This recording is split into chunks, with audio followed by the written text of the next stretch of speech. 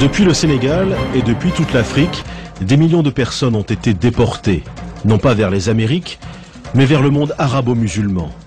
Selon les dernières études, ils furent entre 15 et 17 millions. Cette traite a duré pas moins de 1400 ans, du 7e au 20e siècle. Une traite pourtant réduite à quelques légers pointillés sur la carte de l'UNESCO, alors même que d'éminents historiens travaillent sur cette question. Salah Trabelsi est l'un des meilleurs spécialistes des traites musulmanes. Lui aussi est confronté régulièrement aux effets de l'ignorance. J'ai assisté récemment à un colloque au Maroc et un assistant donc au colloque qui a pris la parole pour dire écoutez, je ne comprends pas qu'on puisse en effet associer donc ou comparer l'esclavage en terre d'islam avec les autres formes d'esclavage, puisque chez nous donc les esclaves ont été toujours bien traités. L'esclavage fut pratiqué depuis la nuit des temps par tous les peuples, égyptiens, romains ou grecs. Mais alors qu'en Occident, le christianisme y met fin, le monde arabe, lui, perpétue cette tradition. Au 7e siècle, tout s'accélère avec l'arrivée de l'islam et les conquêtes des troupes musulmanes qui contrôlent rapidement de larges territoires. On sait que justement, dès le début de l'islam, la crise ou la pénurie de main-d'œuvre était criante et que là aussi, la conquête donc avait aussi comme motif, parmi les motifs de la conquête, il y avait aussi ce besoin de capturer des hommes et d'en faire des esclaves, d'en faire justement une main-d'œuvre donc susceptible d'être engagée dans les différents chantiers donc qui allaient être mis en place. À partir du 7e siècle, dans l'ensemble du monde musulman, les esclaves sont très vite omniprésents. Leur place est même plus importante qu'on ne l'a longtemps pensé, loin des clichés sur les courtisanes ou les serviteurs des sultans. La recherche aujourd'hui montre que les effectifs d'esclaves étaient plus importants et qu'il existait non seulement dans les demeures bourgeoises, mais qu'ils existaient aussi dans les campagnes, et qu'ils étaient employés non seulement en tant que travailleurs domestiques, mais aussi en tant que travailleurs productifs, sans parler de l'armée, etc. Il y a parallèlement à cela une réalité terrible qui est celle des esclaves qui travaillaient dans les mines, des esclaves qui travaillaient dans les chantiers hydrauliques, des esclaves qui travaillaient dans les mines de sel. Avec le développement de l'empire arabo-musulman, la traite s'organise. Comme la traite atlantique, elle est affaire de professionnels. De puissants trusts régissent ce commerce, comme ceux du Caire. Dès le Moyen-Âge et jusqu'au 19e siècle, il existe même un syndicat des négriers qui négocie des commandes publiques avec l'État. Dans un monde musulman où toute la vie est régie par la religion, l'esclavage bien sûr n'y échappe pas.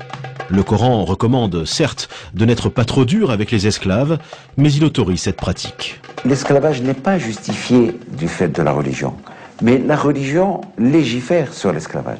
L'essentiel, c'est que c'est une société inégalitaire dans les faits, et cette inégalité est reprise dans les textes et légitimée par les textes, puisque le Coran parle en plusieurs termes des esclaves sans jamais remettre en question leur statut. Et le contraire eût été étonnant, parce qu'à l'époque, il était, dans le paradigme de l'époque, il est impossible de penser ces sociétés sans esclavage. En principe, l'islam n'autorise à réduire en esclavage que les non-musulmans. C'est ainsi qu'au cours des siècles, des centaines de milliers d'Européens, probablement 1 million, sont capturés. Mais l'Occident se défend. Comme les esclaves blancs se font rares, les musulmans se tournent de plus en plus vers l'Afrique. En Afrique, de nombreux noirs sont musulmans. Or, on l'a vu, l'islam interdit de réduire en esclavage d'autres musulmans. Cette contradiction va être aisément surmontée. À mesure que le continent noir devient le principal réservoir d'esclaves, se développe un racisme qui justifie l'esclavage, comme dans la traite atlantique en somme. Il faut dire que bien avant que les chercheurs européens de l'anthropologie physique n'élaborent au XIXe siècle les théories raciales et fantaisistes que l'on sait, dans le monde arabe, on avait déjà figé dans le temps et de manière presque irréversible l'infériorité de l'homme nègre. Et cela par des érudits qui étaient respectés et très écoutés comme Ibn Khaldoun. Ibn Khaldoun, grand lettré du XIVe siècle, qui pourtant écrit « Les seuls peuples à accepter l'esclavage sont les nègres, en raison d'un stade inférieur d'humanité leur place étant plus proche du stade animal. Il est sûr qu'il y a, et là justement j'ai montré qu'il y a beaucoup de qualificatifs, beaucoup toute une vision du noir, de l'esclave, comme un être inférieur, etc. Il y a plusieurs termes en arabe. Pour dire esclave, on dit abd. On va dire ghulam, zinji, on va dire aswad. Alors ce qui est intéressant, c'est que le terme de aswad veut dire noir. Hein?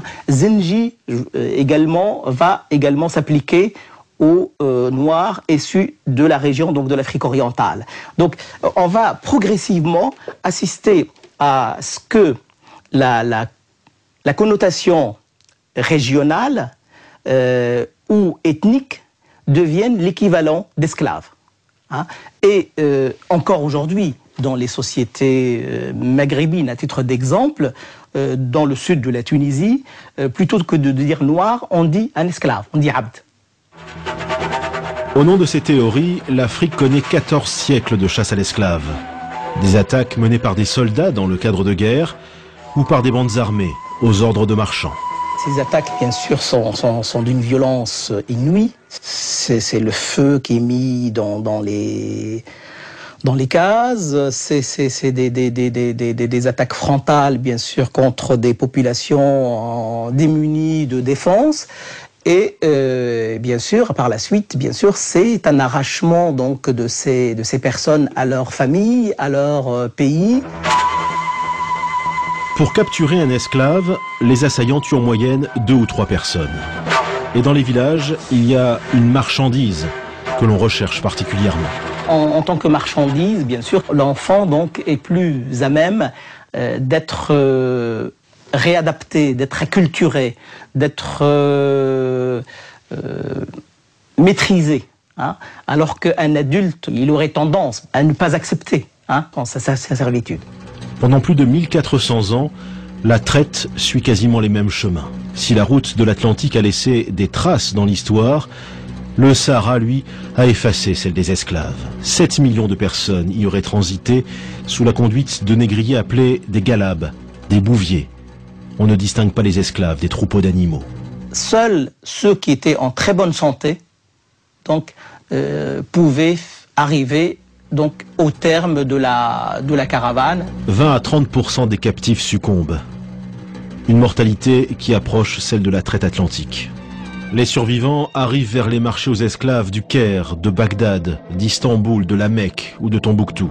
Là, une partie d'entre eux subit une terrible opération, la castration. Ce qui est triste à dire, c'est que les ateliers de castration, c'est que la nature de l'opération elle-même est une opération qui, malheureusement, donc, laisse très peu de chance pour l'enfant châtré. Donc, l'espoir de survie de l'enfant sont quand même assez minimes. Les opérations de castration faisaient périr entre 70 et 80%. Ça vous donne une idée du massacre. Ce qui explique le prix très élevé également de l'eunuque sur les marchés.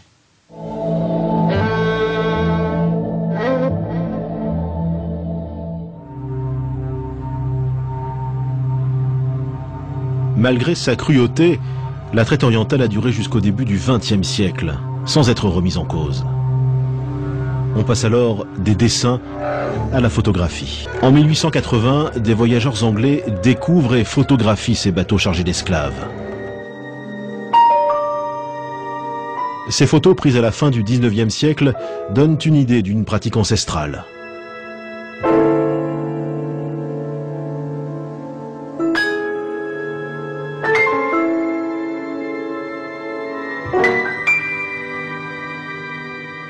Ce cliché, tout aussi exceptionnel, montre des esclaves au travail, dans une plantation de clous de girofle. En 1830, 100 000 esclaves travaillent dans les plantations de Zanzibar. Historien de renommée mondiale, Ibrahima Thioub est l'un des rares Africains à travailler sur la dimension africaine de l'esclavage. L'un des rares a pointé la responsabilité d'Africains dans les deux traites, orientale et atlantique. Est-ce à dire que les esclaves tombaient du ciel? il a bien fallu les produire. Il n'y a aucune puissance qui a les ressources, ni politiques, ni économiques, ni technologiques, pour venir sur les côtes africaines, pénétrer à l'intérieur du continent et qui arrive, qui ramasse les gens dans les villages et les amène pour les exporter. C'est parce que des groupes sociaux africains, des élites africaines ont très bien compris l'avantage qu'ils pouvaient tirer de ce facteur externe qui arrive sur les côtes africaines et servir de relais pour la capture des esclaves, organiser une économie assez efficace qui ne pose aucun problème moral à personne à cette époque. C'est à nous, aujourd'hui, que ça pose des problèmes moraux. L'existence de ces intermédiaires témoigne d'une autre réalité, plus taboue encore, occultée par cette histoire en noir et blanc. Ce secret bien gardé, c'est que la traite était une pratique répandue au sein même des sociétés africaines, bien avant l'arrivée des Occidentaux et des Arabes, et bien après leur départ. Des millions d'Africains ont été réduits en esclavage par d'autres Africains. 14 millions, selon l'historien anglais Patrick Manning. La traite atlantique des esclaves a développé une violence sans précédent dans les sociétés africaines à partir du XVe siècle. Des royaumes prospèrent uniquement autour de l'esclavage, se faisant des guerres perpétuelles pour s'approvisionner en bétail humain. Chez les élites africaines elles-mêmes, dont beaucoup sont musulmanes, le sentiment d'une solidarité avec le monde arabe l'emporte sur l'exigence d'un travail de mémoire.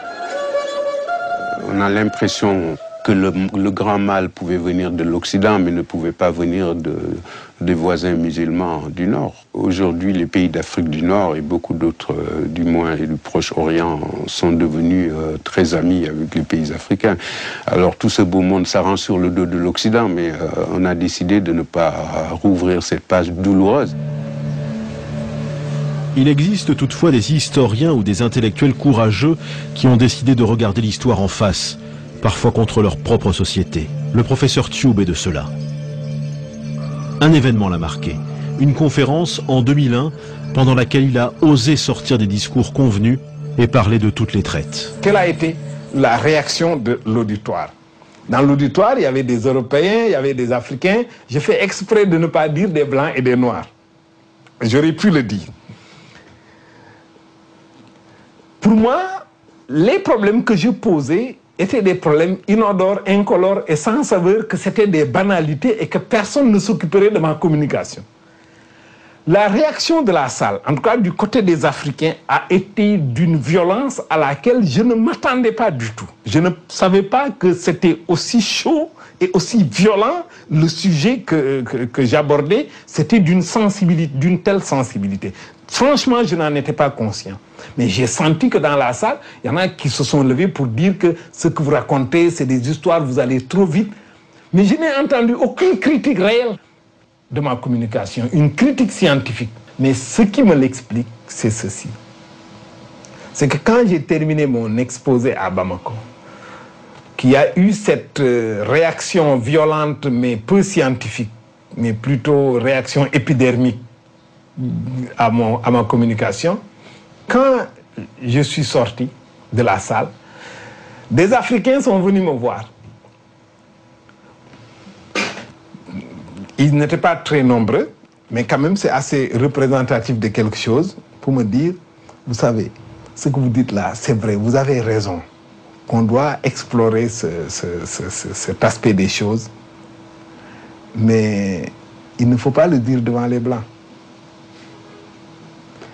Et des Européens sont venus me voir, en aparté toujours, pour me dire félicitations, monsieur. Je pense exactement la même chose que vous.